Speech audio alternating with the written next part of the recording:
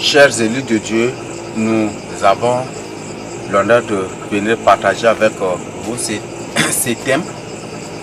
Nous avons déjà vu la fois passée, avant tout, que la grâce et la paix, la joie, l'allégresse, la sagesse, l'intelligence et la compréhension divine du Seigneur Jésus-Christ vous soient accordées pour comprendre, pour découvrir les profondeurs de cet enseignement, de ces thèmes. Nous avons vu la fois passée déjà la première partie. La pluie nous a empêchés et ce qui a fait que j'étais obligé d'arrêter la fois passée. Et aujourd'hui, le Seigneur a bien voulu, le Seigneur a décidé que je vous présente le reste. Donc le thème c'est Dieu n'aime point, Dieu ne cherche point la quantité. Dieu ne cherche point la quantité. Dieu ne cherche point la quantité. Donc, c'est ça le thème. Avant tout, nous allons confier le mot entre les mains du Seigneur Jésus. Ô Dieu Tout-Puissant, ouvre l'intelligence de chaque personne qui suit et qui suivra cet enseignement. Moi, Dieu, pour comprendre les profondeurs et pour l'aider à prendre une décision. Je sais qu'à travers cet enseignement, tu conduiras des âmes à la repentance. Je sais qu'à travers cet enseignement, tu détourneras des âmes de mauvaises choses. Je sais qu'à travers cet enseignement, tu détourneras des hommes du subisme et des imitations. Je sais qu'à travers cet enseignement, tu détourneras des âmes de toute manipulation, de toute forme de manipulation. Je sais qu'à travers cet enseignement, tu ouvriras les yeux des âmes et tu conduiras toutes les âmes dans la bergerie. Comme toi-même tu as dit qu'il y a d'autres bergers, qu'il y a d'autres brebis qui ne sont pas dans la bergerie. Mais lorsqu'ils entendront ta voix, elles sortiront pour te suivre. Alors Père Céleste, tu as dit qu'elles ne suivront personne si ce n'est que toi seul. Tu as dit que tes brebis, lorsqu'elles entendent ta voix, elles te suivront. Alors que ta voix retentisse dans leur cœur. Mon Dieu, ta voix c'est la vérité. Ta voix c'est la réalité, c'est la vérité. Alors Père Céleste, qu'elles entendent ta voix, qu'elles comprennent ta voix. Mon Dieu Tout-Puissant et mon Dieu Tout-Puissant pour qu'elles sortent de la bergerie de l'ennemi, des ténèbres, de l'incrédulité, du doute, d'un doucement pour venir te suivre au nom de Jésus-Christ. Je bénis ton Saint-Nom. Mets-moi de côté et fais toi-même ta volonté. Mets-moi de côté que tu diriges toi-même cet enseignement. Mets-moi de côté que toi-même tu nous prodigues, que tu nous enseignes ta parole. Alors, afin que moi aussi de mon côté, je trouve ma part. Merci. Je n'ai rien du tout préparé, je n'ai rien du tout fait, mais je sais que toi qui as décidé le thème, tu nous communiqueras tout, tu nous excuseras tout, tu ne nous cacheras rien du tout. Merci Seigneur Jésus-Christ, moi Dieu, descends et fais ta volonté au nom de Jésus. Même de côté, fais ta volonté pour la gloire de ton nom. Et n'endurcis que cet enseignement de David ne soit point du tout source d'endurcissement, d'incrédulité ou de doute des âmes ou de certains, mais que cet enseignement devienne source de leur repentance et de leur délivrance pour leur salut. Béni soit ton nom au nom de Jésus que je te prie. Amen. Nous avons dit que Dieu ne cherche point la quantité. Dieu ne cherche point la quantité. Nous avons déjà découvert que dans la quantité, il y a le suivisme. Quand il y a la foule, quand il y a la multitude, il y a le civisme, il y a des imitations, il y a des manipulations, il y a des gens qui, au lieu de placer leur confiance en Dieu ou de voir à Dieu, ils voient plutôt aux autres. Dans la foule, il y a des désordres, dans la foule, il y a des murmures, dans la foule, il y a des scandales. Dans la multitude, il y a toujours ces problèmes-là, ces phénomènes. Et nous avons déjà vu aussi que dans la multitude ou dans la foule, la quantité n'a pas une intimité particulière avec le Seigneur Jésus-Christ.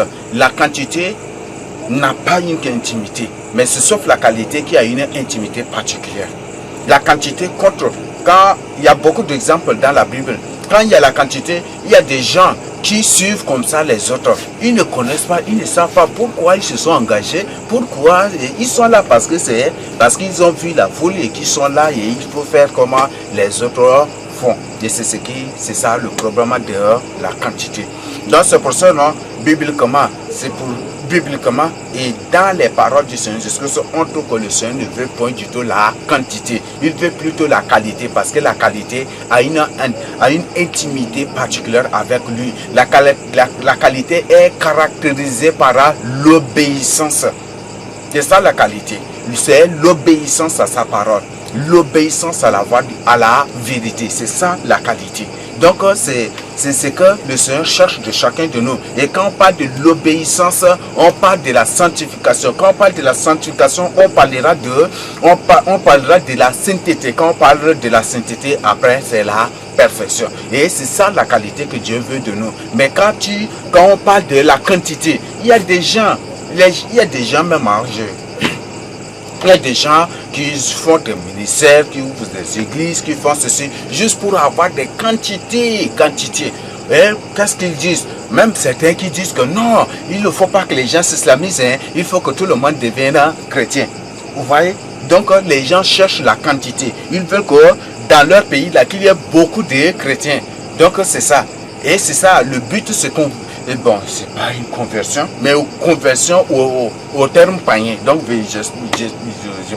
donc, beaucoup, dans le but de leur évangélisation, le but de ce qu'ils font, c'est pour que dans leur pays, qu'il y ait beaucoup de chrétiens, mais pas beaucoup de sauvés. Donc, ils veulent la quantité, qu'il y ait la quantité de gens.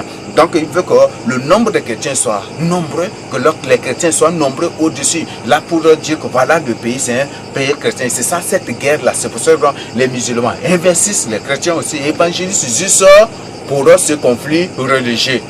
C'est un conflit religieux. Donc, c'est ce qu'on appelle une guerre d'évangélisation, une guerre religieuse verbale ou à travers l'évangélisation. Et c'est ça. Donc, les gens n'évangélisent pas pour le salut des âmes, mais ils évangélisent juste pour que le nombre de chrétiens soit au-dessus des musulmans. Et les musulmans aussi font comme ça. Et ce qui fait que les gens ne s'intéressent pas à la qualité. Les gens ne veulent pas la qualité. Or, le Seigneur, ce qu'il réclame de nous, c'est l'obéissance, c'est la qualité. Il réclame de nous la sanctification. Il a clairement dit dans Hébreux 12, 14, sans la sanctification, nul ne verra le Seigneur. Il a clairement dit dans 1 Pierre 1, du verset 15 à 16, que lui, Dieu, il est saint. Et il nous a appelés aussi pour être saint pour lui. Il nous a clairement dit dans 1 Thessaloniciens, je crois sur le verset, chapitre 4, du verset 1, qu'il nous a point du tout appelé à l'impurité, ni à l'impudicité, mais plutôt à la sanctification. Dans Lévitique 11, 44, dans Lévitique 19, verset 2, dans beaucoup de choses, le Seigneur nous recommande, nous exhorte toujours à la sanctification et à la sainteté. Et c'est ce que le Seigneur nous recommande. Et le Seigneur Jésus-Christ, je crois que c'est dans Matthieu 12, 49, ou c'est comme j'ai déjà oublié, mais le Seigneur dit, soyez donc parfaits comme votre Père Céleste est parfait. Allah, le Seigneur, c'est ce que le Seigneur nous recommande. Donc, ce que vous devez retenir, Dieu ne cherche pas la quantité. Donc, ce que vous devez bien écouter et retenir, même si la qualité là, même si c'est deux personnes seulement qui vivent dans la sainteté, à travers ces deux personnes, le Seigneur va sauver l'humanité. À travers deux quantités, même si la quantité là, le nombre de quantités, si ce n'est que deux personnes seulement, même si ce n'est que deux disciples seulement, à travers les deux là, le Seigneur sauvera le monde entier. Même si c'est une seule personne, le Seigneur sauvera le monde entier. Il y avait combien de personnes? Si le Seigneur Jésus-Christ était à la recherche de la quantité, qu'est-ce qu'il allait même faire ce que les gens faisaient aujourd'hui, n'est-ce pas? Il allait mettre même peut-être même à choisir ou établir 200 quelques apôtres, et le but c'est pour que ces gens, comme ils sont déjà responsables, ils seront obligés de suivre le Seigneur, n'est-ce pas? Et même c'est ce que beaucoup aussi font dans les temples. Donc quand une personne vient, là il ne faut, pour qu'il ne retourne pas dans le... Il faut qu'on le responsabilise. Il faut qu'on le responsabilise, et comme ça là il va rester. Vous voyez ça? C'est la quantité que Dieu cherche. Tu ne cherches pas la qualité. Et Dieu ne cherche point du tout la quantité. Si toi tu cherches la quantité, alors que Dieu ne cherche pas la quantité, c'est que tu es un ennemi de Dieu. Oui, parce que le Seigneur Jésus-Christ a clairement dit que celui qui n'est pas avec lui est contre lui. Et Dieu n'a qu'une seule vision. Donc, Oh, c'est dans 1 Corinthiens 3 ou combien, ou c'est 2, je ne sais pas, ou c'est 1 Corinthiens 2, que nous avons la pensée de Dieu. Donc c'est par l'Esprit. L'Esprit Saint sont de tout. Il connaît tout, ils sont même les profondeurs de Dieu. Et nous avons la pensée de Dieu. D'ailleurs, même le chapitre 2 de 1 Corinthiens, je crois que ce n'est pas trop long. Vous pouvez, je crois que c'est 18 ou 13, bon, je ne sais pas, vous pouvez vous-même lire. C'est un court chapitre, vous pouvez lire pour comprendre cela. C'est très édifiant. Je vous invite à lire cela. Donc, si la vision de Dieu, c'est de chercher la qualité, et toi, tu cherches à maintenir les gens dans ton ministère ou dans ton église pour la quantité, c'est que il y a 2 mètres, n'est-ce pas? C'est que vous n'avez pas les mêmes visions. Lui, il cherche la qualité, toi, tu cherches la quantité, n'est-ce pas? Donc, pour dire qu'il y a une opposition.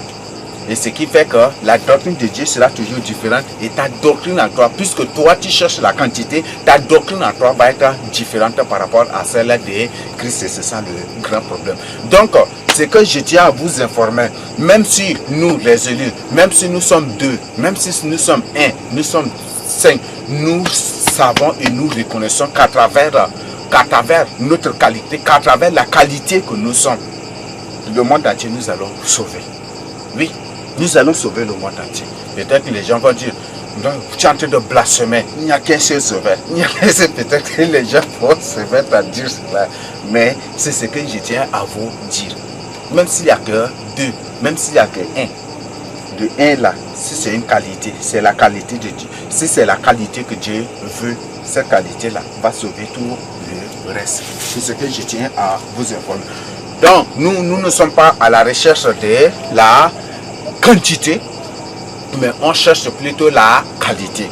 Toi aussi, tu ne dois pas chercher la quantité, mais tu dois plutôt chercher la qualité. Et là où il y a la qualité, les qualités toujours se réunissent. Tous les enfants de Dieu sont toujours unis. Donc la qualité, il faut chercher la qualité. Il faut chercher la qualité. Donc, c'est ce que je tiens à partager avec vous. Donc, la question principale à te poser, est-ce que tu es une qualité ou tu es une quantité? Oui. C'est une question à laquelle tu dois obligatoirement répondre. Parce que si tu ne réponds pas à cette question, ça va être terrible. Ça va être terrible et tu seras surpris. Et l'autre question, bon, je ne sais pas, mais le Seigneur permettra, je mettrai vraiment cet enseignement à votre disposition prochainement. Il y a un enseignement très capital. Mais la question à laquelle tu dois répondre, est-ce que tu es une quantité ou tu es une qualité?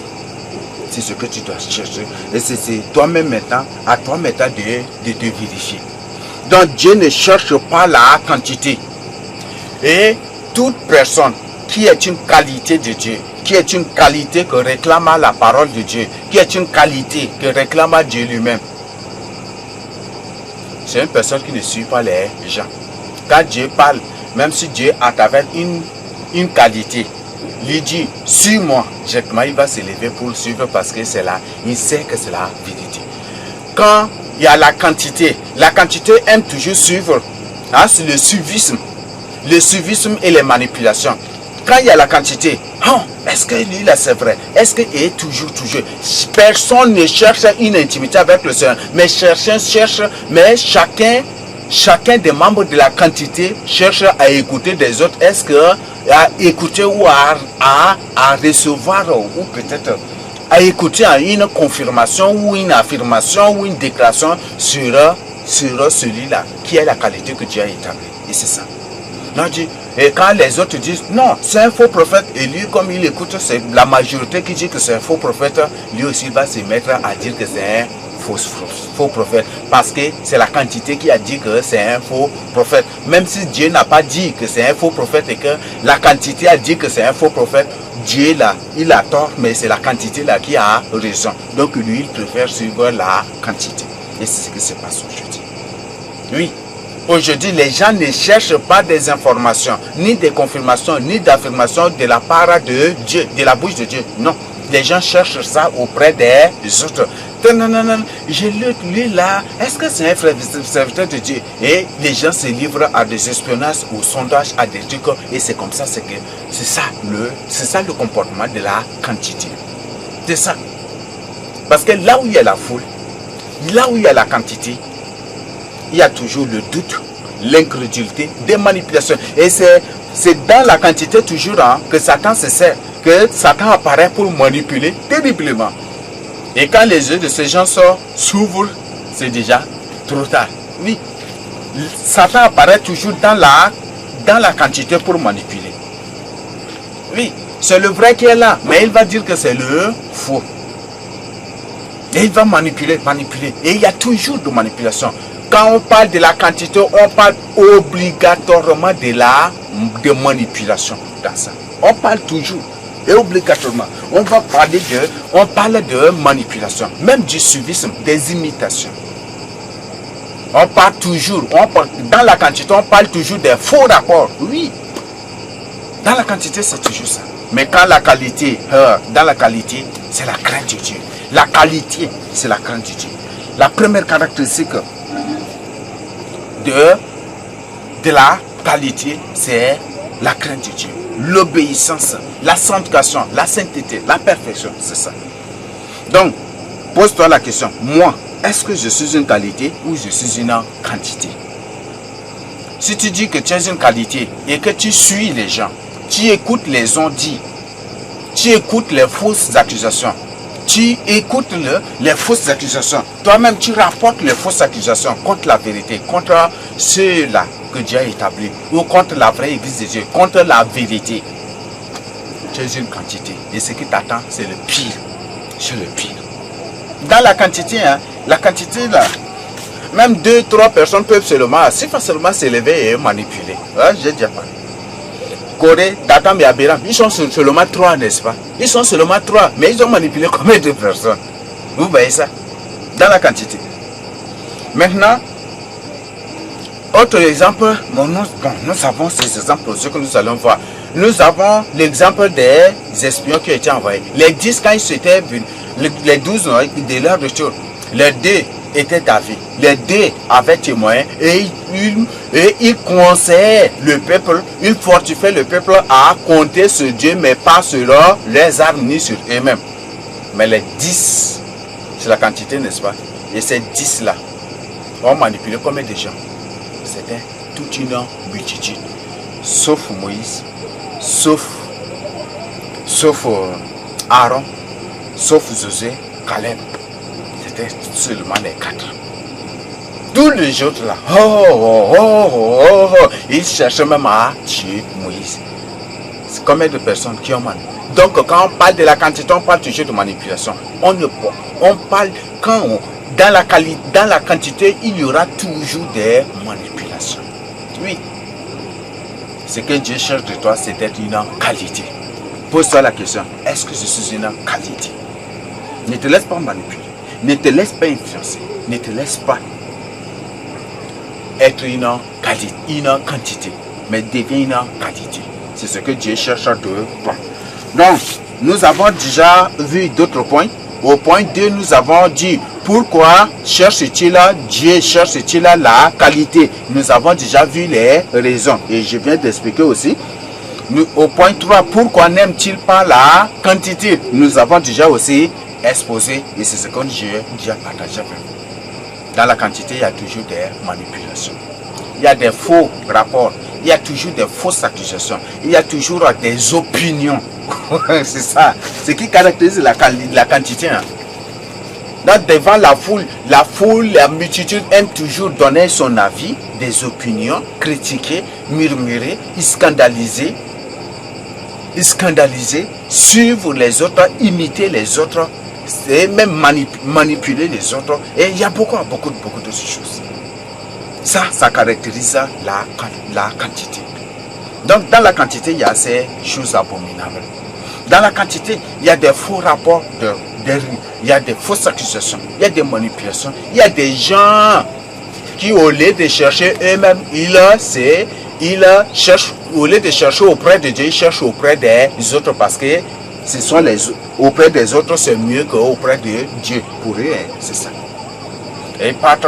Et quand on leur dit non, c'est faux, non, c'est faux, non, c'est faux, non, c'est faux, non, c'est antichrist, non, il faut qu'on observe d'abord, hein, il faut qu'on observe d'abord, non, il faut qu'on l'examine d'abord, hein, non, il faut qu'on fasse attention d'abord, hein. Non, non, c'est comme ça, comme ça. Et tu es là aussi. Et si tu mets dans ça, tu crois que tu seras sauvé. Pose-toi vraiment la question. Et je posais la question, j'ai dit si le Seigneur Jésus-Christ n'apparaissait pas à Thomas et que Thomas était mort dans son incrédulité, dans son doute là, vous croyez qu'il va être sauvé? Vous croyez qu'il serait sauvé? Qu'il sera sauvé? Nous allons voir le point 4, les preuves bibliques. Les preuves bibliques. Les preuves bibliques que Dieu ne cherche point la quantité. Et nous allons voir ces preuves, nous allons découvrir ces preuves. Donc toi qui fais partie de la quantité, qui ne compte que, qui n'attend qu'aucun plus grand nombre accepte et s'engage d'abord à suivre le Seigneur Jésus dans la sainteté, dans la vérité, ou à faire la volonté de Dieu, à exécuter l'ordre de Dieu, ou à obéir à l'ordre de Dieu, ou à se rassembler, ou à faire ce que Dieu ordonne, avant que toi aussi tu t'engages, tu vas être surpris. Tu vas être surpris. Je te dis que ce n'est pas moi qui te le dis, mais c'est Dieu qui te dit. Tu vas être surpris. Tu vas être sauvagement et terriblement surpris. Toi là qui écoutes les autres, qui te disent, ou qui écoute les conseils des autres, qui te disent, non, il faut qu'on l'étudie d'abord, il faut qu'on l'observe d'abord, il faut qu'on voie d'abord sa fin. Donc, tu vas voir, tu vas être sauvagement surpris. Donc, c'est ce que je tiens à partager avec vous. Tu vas être sauvagement surpris. Si tu veux voir la fin, comme la Bible le dit, la fin d'une chose vaut mieux que son commencement. Donc, attends, continue par attendre. Mais je te le dis, nous sommes déjà à la fin des temps. Et tu vas attendre jusqu'à ce que l'enlèvement même te surprenne. Parce qu'en attendant, toi, comme toi tu attends, il y a des choses que Dieu a révélées, des choses que Dieu a ordonnées, que toi tu n'observes pas en refusant d'observer ou en attendant, toi tu ne mets pas en pratique ces choses, n'est-ce pas? C'est ça, ces choses-là qui vont t'empêcher d'être enlevé. Les preuves bibliques. Donc, les preuves bibliques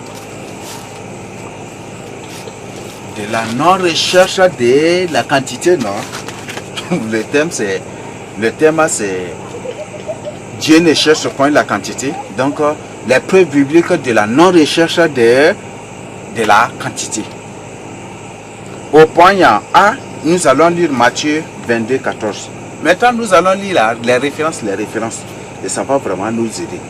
Matthieu 22, 14.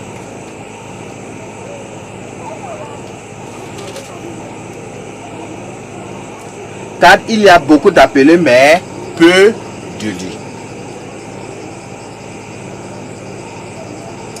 Car il y a beaucoup d'appelés, mais peu de lits. Ça, c'est le Seigneur Jésus-Christ lui-même qui dit. Il y a beaucoup d'appelés, n'est-ce pas? C'est la quantité, n'est-ce pas? Mais il n'y a que peu de lits, c'est la qualité. Quand on parle de le lit, on parle de la qualité. N'est-ce pas?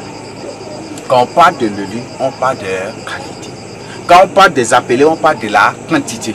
N'est-ce pas? Aujourd'hui, on dit que le monde entier compte 3 milliards ou 6 milliards ou 14 milliards ou 12 milliards de chrétiens. C'est ça, non? Mais il n'y a que très peu de lits. Très peu de lits. Même ces élus ne font pas partie de ceux-là qu'on les appelle des appelés. Les élus sont différents des appelés. Parce que le monde n'aime point du tout les élus. Si ce sont des appelés, les appelés sont du monde. Donc ce sont des gens qui mangent comme les gens du monde. Ils mangent comme des gens du monde. Ils parlent comme des gens du monde. Ils ont la voix comme celle des gens du monde. Ils raisonnent comme les gens du monde. Ils ont des doutes comme les gens du monde. ils sont incrédules comme les gens du monde, ils sont endurcis comme les gens du monde, ils sont tenaces aussi à leur thèse ou à leurs hypothèses comme les gens du monde, et comme ils sont ensemble là. Le monde ne fait aucun cas d'eux. Le monde les appelle frères encore. C'est pour ça que les musulmans, même là aujourd'hui, même à ce conseil aujourd'hui, même les musulmans disent qu'il y a certains musulmans, même dans certaines mosquées, il y avait des musulmans qui avaient même témoin. Donc, on leur demandait que même dans les bâtisses, ils peuvent aller, ils peuvent être en relation avec les chrétiens. Vous voyez ça. Nous ne sommes pas des chrétiens, nous sommes des élus, nous sommes des disciples du Seigneur Jésus-Christ. Et le monde n'aime point du tout, il n'aimera point du tout un disciple du Seigneur Jésus-Christ. Un élu de Dieu, un vrai élu de Dieu, le monde ne l'aimera point du tout. Donc, ce que je tiens à partager avec vous. Donc, le Seigneur dit, il y a beaucoup d'appelés, mais peu d'élus. Vous voyez ça.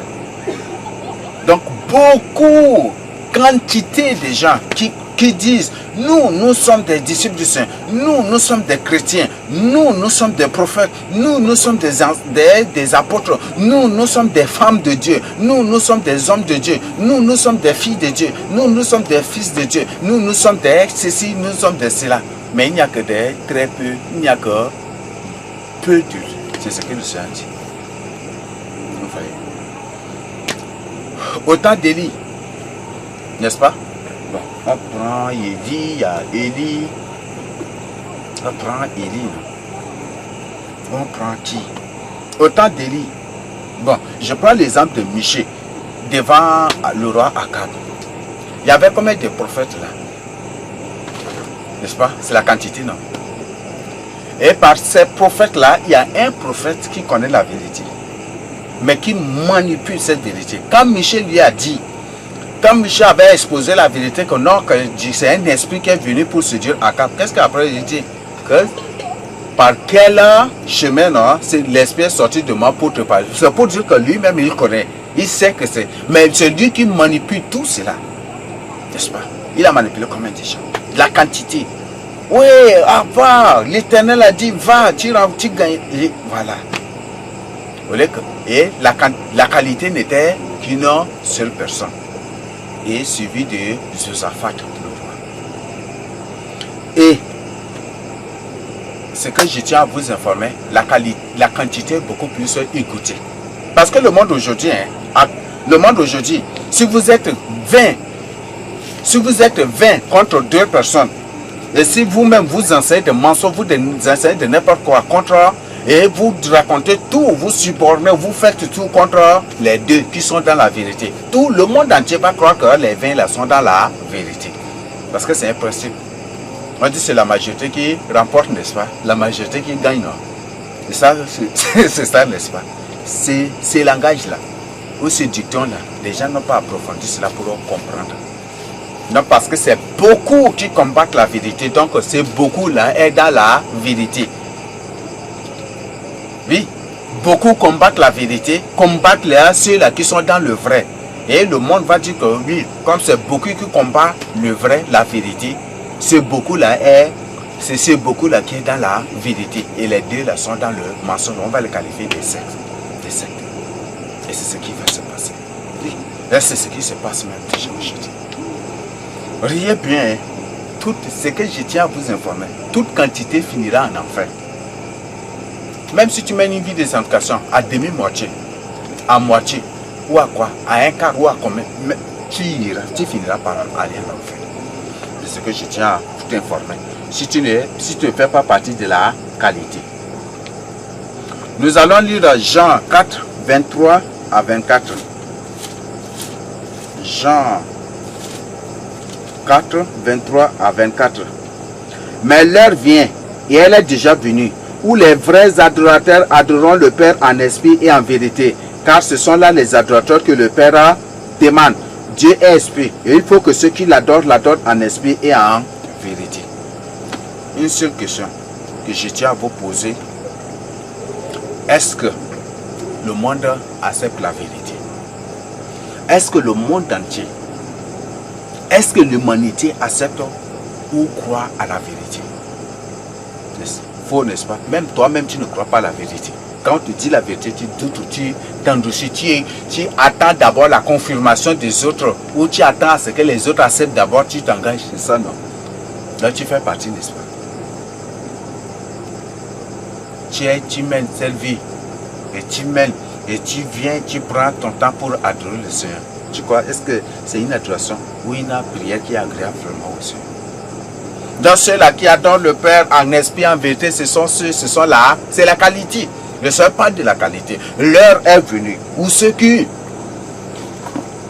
L'heure vient, et elle est déjà venue. Où les vrais adorateurs adoreront le Père en esprit et en vérité. Le Seigneur a bien précisé. Où les vrais adorateurs. Donc pour dire qu'il y a des faux adorateurs aussi. Quand il y a le vrai, il y a le faux. Quand il y a le faux, il y a le vrai. C'est ce que les gens oublient aujourd'hui. Quand tu se faux, il y a certains là, pour d'autres encore là, ça c'est lamentable, c'est comment décrire même on ne sait pas. Tous ceux là nous là que le Seigneur dit, tous les serviteurs de Dieu sont des faux. Mais je tiens à vous informer. Quand il y a le faux, il y a les vrais. Quand il y a des faux, il y a au moins un vrai. Ou deux vrais, ou trois vrais. C'est ce que je tiens à vous dire. Donc, le Seigneur dit que les vrais adorateurs, donc pour dire qu'il y a des faux adorateurs là qui vont être nombreux, criant, sautant, même taper des choses ici, sautant, criant, même faire tout. N'est-ce pas? Mais les vrais adorateurs sont là. Ils adorent le Père en esprit et en vérité, dans la vérité. Est-ce que tu as accepté la vérité? C'est la question que je tiens à te poser. Nous continuons. Matthieu, nous allons lire maintenant Matthieu 18, 19 à 20. Matthieu 18, 19 à 20.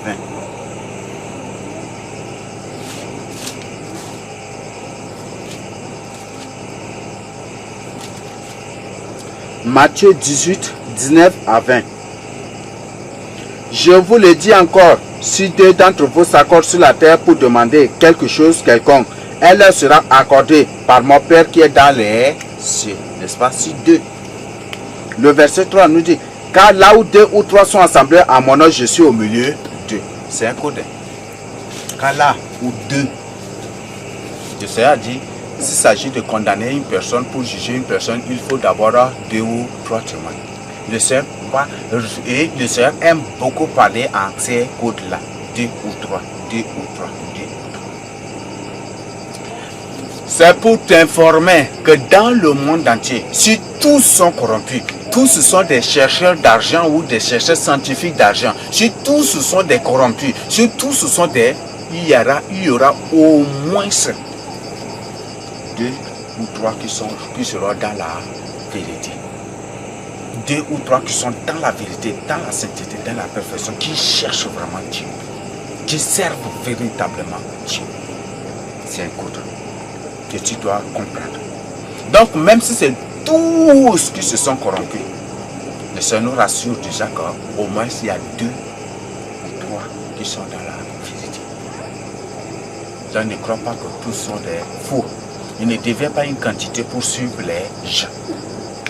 Et une intimité particulière avec le Seigneur t'ouvrira les yeux et le Seigneur te fera courir derrière la vérité. Et comme j'ai déjà partagé avec vous, ce n'est plus l'heure de s'amuser avec ton salut. Sur la marque de la bête, la marque 666, le vaccin de Covid, le vaccin Covid-19, coronavirus, des vaccins de l'Antichrist existent déjà. Ne dis pas que c'est dans 20 ans que le Seigneur Jésus-Christ reviendra, ni dans 15 ans que le Seigneur Jésus-Christ reviendra, ou dans 12 ans. C'est une information. Nous continuons. Ni dans 10 ans aussi. Car là où deux ou trois sont assemblés à mon nom, je suis au milieu d'eux. Si je vous pose la question, si le Seigneur Jésus-Christ cherchait la quantité, allait-il parler de deux ou de trois personnes? Non. Il allait même dire, là où 2 milliards ou 5 milliards sont assemblés à mon nom, je suis au milieu d'eux, n'est-ce pas? Là où 15 milliards ou Ou combien de milliards sont assemblés à mon nom, je suis au milieu d'eux. Là aussi, milliards sont assemblés à mon nom, je suis au milieu d'eux. C'est ça, n'est-ce pas? Mais pourquoi n'a-t-il pas parlé de cela? Il y a combien? Et il dit que 2 ou 3. Parce que c'est la qualité que Dieu cherche. Dieu cherche la qualité, il ne cherche pas la quantité. Dieu cherche la qualité, il ne cherche pas du tout la quantité. Là, vous comprenez déjà, n'est-ce pas? Donc, il n'a pas dit que non, là où 17 milliards sont assemblés à mon nom, je suis au milieu d'eux. Dieu n'a pas du tout dit cela. Il dit 2 ou 3. Il part toujours à partir d'un code 2 et 3 Trinité. Donc, ne te laisse pas du tout manipuler. Ne sois pas du tout membre d'une quantité. Ne sois pas du tout une quantité, mais deviens une qualité pour ton salut. Nous continuons. Matthieu 7, verset 21 à 23. Matthieu 7, 21 à 23. Donc, ça interpelle et que tu prêtes bien l'attention. Si toi tu as la Bible du second, je t'invite vraiment à méditer sérieusement cela. Tu vas comprendre toute la profondeur même déjà de ces thèmes. Ceux qui me disent Seigneur, Seigneur, n'entreront pas tous dans le royaume des cieux. Vous voyez ça? Mais celui qui fait la volonté de mon Père qui est dans les cieux. Ceux qui me disent Seigneur, Seigneur, c'est la quantité, n'est-ce pas? Mais c'est la qualité. Mais c'est la qualité là qui entrera dans le royaume des cieux. Même les élus disent aussi non, Seigneur, Seigneur, n'est-ce pas? Ils invoquent le nom du Seigneur aussi. Ils implorent le Seigneur Jésus-Christ. Et même à les appeler, ils implorent, ils invoquent le nom du Seigneur aussi, n'est-ce pas? Même les musulmans, quand il y a quelque chose, ils disent, Bismillah, ou ils invoquent Seigneur, Seigneur. Pourquoi? Ils font quoi? Ils font référence. Et ils invoquent le Seigneur et le Seigneur les sauve. Où ils font référence à qui? Même les musulmans. Même il y a des musulmans même qui disent qu'en face de danger, ils n'invoquent pas Allah ni Mohamed, mais ils invoquent plutôt Jésus-Christ. Et ils refusent de quitter l'islam et ils sont là toujours aussi. Il y a des musulmans comme ça. Oui. Il y a des musulmans comme ça. En face de... S'il y a quelque chose, hein, si peut-être s'ils sont sur le point de commettre un accident ou de faire quelque chose en face d'un danger, au lieu d'invoquer Allah ou Mohamed, ils n'invoquent pas, ils invoquent directement le nom du Seigneur Jésus-Christ. Donc c'est pour dire que tous ces gens aussi disent Seigneur, Seigneur, n'est-ce pas? Ils disent Seigneur, Seigneur, Seigneur. Mais le Seigneur dit que tous ceux-là qui appellent Seigneur, Seigneur, c'est la quantité, n'est-ce pas? C'est la quantité. Mais il dit qu'ils n'entreront pas tous. Donc c'est seule la qualité qui entrera dans le royaume des cieux. Et ici, la qualité, c'est ceux-là qui font quoi? C'est ceux-là qui font la volonté de Dieu. C'est ceux-là qui mettent en pratique la parole de Dieu. Ceux-là qui obéissent à la voix de Dieu. Ceux-là qui mettent en pratique la parole de Dieu. Ce sont ceux-là qui entreront dans le royaume des cieux. Plusieurs me diront en ces jours-là, Seigneur, Seigneur, n'avons-nous pas prophétisé par ton nom? Vous voyez, il y a combien de prophètes en ligne? Des prophètes même en vie, des prophètes partout, des prophètes... Ils sont communs. Ils sont communs. Mais le Seigneur, à travers son code biblique, même s'il y a 1000 milliards de prophètes qui sont des faux, au moins il y aura 2 et 3 qui sont dans le vrai, qui sont des vrais prophètes. Donc le Seigneur nous attire. Donc il dit, Seigneur, Seigneur, n'avons-nous pas prophétisé en ton nom? Combien qui prophétisent? Même il y a des frères maçons qui prophétisent aussi. Il y a des illuminations qui annoncent des choses à venir. C'est ce qu'ils veulent, c'est ce qu'ils vont faire là. Ils vous présentent comme des choses à venir, comme des choses qu'ils savent qu'ils savent. Alors que c'est des choses qu'eux-mêmes ils ont déjà programmées. Combien? Ils sont combien? Combien de prophètes sur la terre? Qui prophétisent, qui vous prophétisent la bénédiction, qui vous prophétisent des richesses, qui vous demandent même qui vous prophétisent de vendre vos biens pour avoir la vie éternelle. Ou pour nous, qui vous prophétisent de faire des choses que Dieu nous a appointé tout dit. S'ils ont fait, ils vous prophétisent du mal. Et s'ils sont rassasiés, ils vous prophétisent du bien et de la bénédiction. Et même c'est ce que le prophète Michée nous a dit. Je crois que c'est dans Michée 2 ou 3, verset 11. Et Michée 2, verset 11. Et l'autre c'est dans Michée 3, non, verset 5, comme ça. C'est si vous lisez, vous allez découvrir. Donc, le Seigneur dit, plusieurs me diront en ces jours-là, Seigneur, n'avons-nous pas prophétisé par ton nom? Et le Seigneur dit plusieurs, n'est-ce pas? Donc, beaucoup me diront en ces jours-là, Seigneur, n'avons-nous pas prophétisé? Donc, quand on parle de beaucoup ou de plusieurs, on parle de la quantité. On parle de la quantité, n'est-ce pas? Donc, il doit être en foule là. Seigneur. Donc, chacun est en ce moment-là. Et qu'est-ce que le Seigneur leur dira par la suite? Qu'est-ce que le Seigneur a dit par la suite? N'avons-nous pas chassé des démons par ton nom? C'est presque tout le monde, c'est presque dans le monde entier. Les gens, le Seigneur a accordé la grâce vraiment aux gens de faire des délivrances. Même il y a des gens qui prennent des choses pour délivrer aussi, pour faire des soi-disant délivrances aussi. C'est ça. Mais c'est beaucoup, c'est quantité, c'est plusieurs. Le Seigneur dit que c'est eux là qui vont se plaindre. Seigneur, n'avons-nous pas prophétisé en ton nom? N'avons-nous pas chassé les démons en ton nom? Oui.